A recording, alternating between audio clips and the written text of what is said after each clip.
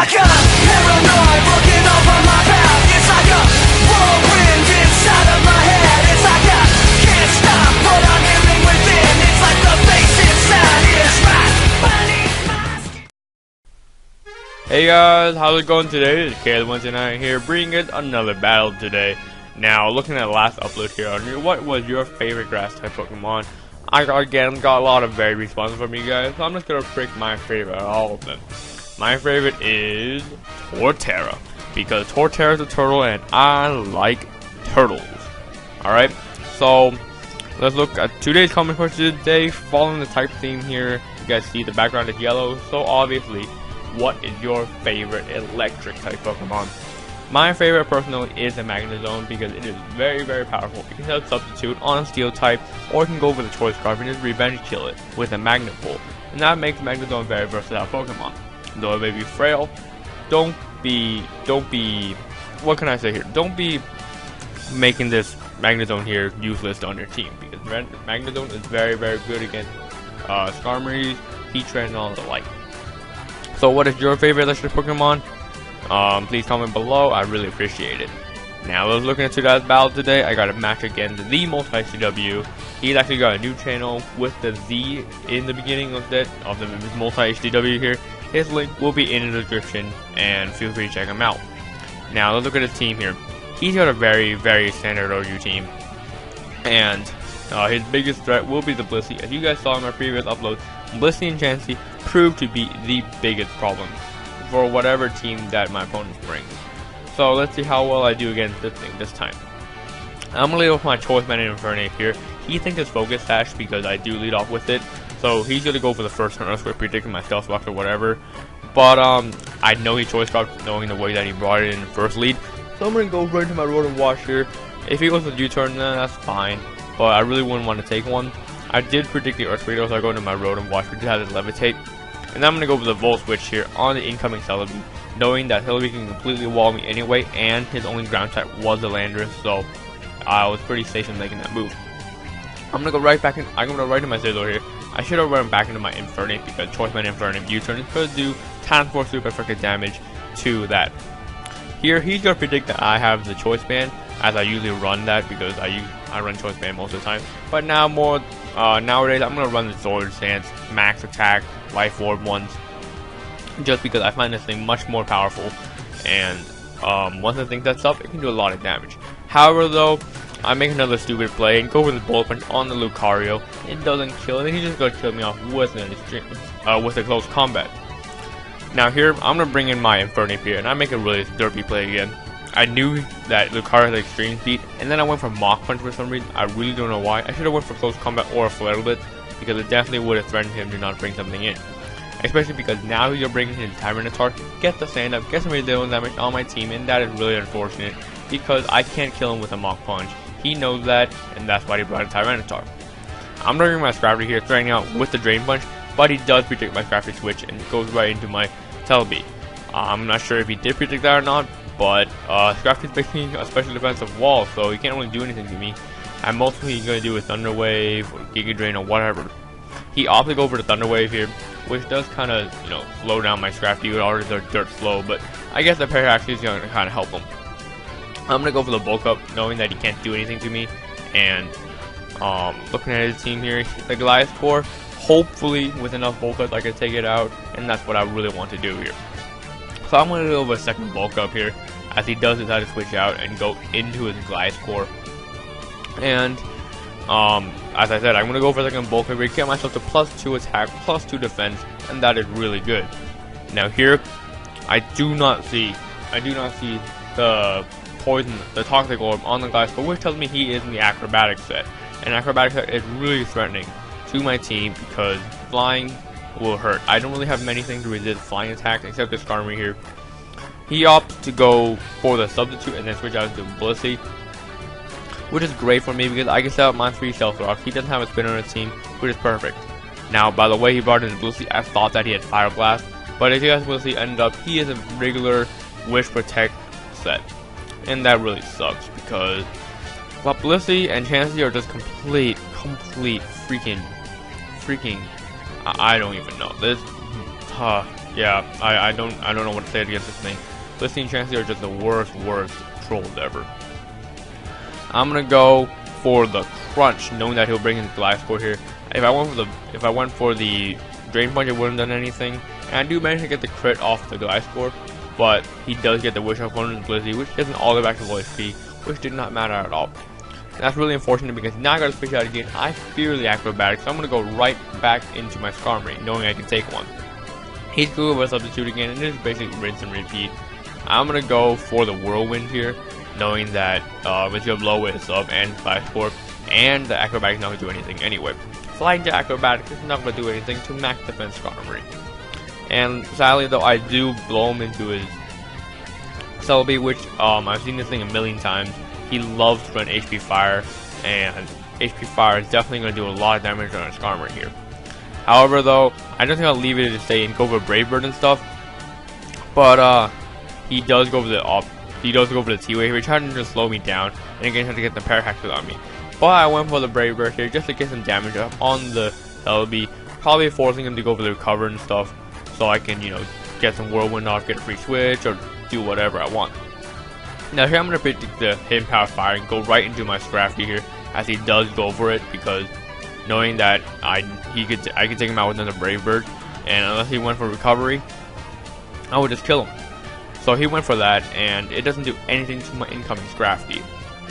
Here I'm going to start out with another Crunch and stuff, so I'm deciding I'm just going to go for that, because I know he's going to bring in his Gliscor here, but I did predict the Tyranitar switch with the Drain Punch, because of course Crunch is resisted by Tyranitar. He does go into a safe move though and go into the Gliscor, and the Drain Punch does nothing to it. So I have to switch out because I fear the Acrobatics and stuff, and he's going to go for a Sword Stance. Now I'm Scarf, and he decided to stay in here for some really odd reason. I do not know why. So I'm just going to go for the HPI, knock out the Gliscor, and that is great because his Flying type is basically gone. His defensive type is basically gone, and my Scrap Team is doing some work. He's going to bring in his Landorus here, and I should have switched it out. I should have switched out because I knew the U-turn was coming, and he gets the crit double of that, so that really blows on my Rotom here because I can't do that much anymore. He's going to bring in Tyranitar, and by the way that he brought it in, he is most likely especially defensive, and he also has the Pursuit. I know Georgie loves to run Pursuit, so basically I'm going to try to switch out here just in case he doesn't have it, because, you know, you never know. Rotom's not going to do anything to Tyranitar anyway, so I'm going to take the risk. And he does carry the Pursuit though, knocks out my Rotom Wash, which is quite unfortunate for me because I do lose my Choice Scarfer. Here's shooting for Superpower, and this guy was basically one of the most predictions here. He predicted me to over-predict, and that's exactly what I do. I went for the Crunch here, and that really sucks, because if I went for the Drain Punch, basically I think I could have OHKO'd. I could have OHKO'd this Tyranitar because he had -1 defense, and I could have gotten all the HP back. That really sucks. I'm gonna go into my Skarmory here knowing that he's most likely fully physical, and I know I can wall this thing all day. I'm gonna predict him to go into Celebi here and go for a Brave Bird, but he doesn't. He's gonna stay and go for the Stealth Rocks, which is even worse for me because now I have to do the Whirlwind shenanigans, and that's what I'm gonna try to go for here. He's gonna predict me not to go for the Brave Bird, which is a pretty good play again, but I'm gonna go for the Whirlwind just to blow him out and to really get some more Stealth Rock damage on him. It brings him his Landorus here, and I know Landorus is not gonna do anything to me, so I'm just gonna keep going for Whirlwind just to get some more entry hazard damage on his team. He misses his Stone Switch, kind of fortunate for him, but Stone Switch doesn't do much to me anyway. And sadly though, I blow him into the Celebi, which really sucks because Celebi again carries the Hidden Power Fire, it carries Recovery, will outspeed me, and we're able to get all the HP back. He does go for the Recovery here just to get some longevity on his Celebi here, and because he knows he most likely won't be able to take me out with one Hidden Power Fire. I do get their Parax, unfortunately. That means that gives him free HP with the Recover, and I'm just gonna go with Brave Bird here to leave basically my Skarmory here and that's Death Fodder. I really don't have a choice. I don't want to take too many things against the Celebi, especially because that's Thunder Wave. If we predict my Infernape to go for my Infernape switch and go for Thunder Wave, my Infernape is basically screwed. So I'm gonna go for another Brave Bird here. I'm gonna keep going for it. Either he's gonna recover or something, and if he goes for HP Fire, he can kill me. But I can bring in my Revenge Kill and just Revenge Kill a Celebi. He does just go over the safe play, knock me out with the HP Fire, and my Skarmory is dead. Now, basically the Celebi is here, down to such low HP, I can basically Revenge Kill with anything I want. But I'm gonna decide to go into my Celebi, my Latias actually. My Latias here, knowing that I can outspeed, going with a substitute, seeing what it do. I know I can totally wall this thing because he showed me the Hidden Bout Fire, Thunder Wave, and Recover, and mostly has Giga or something, or Psychic. So I can definitely wall this Celebi all day.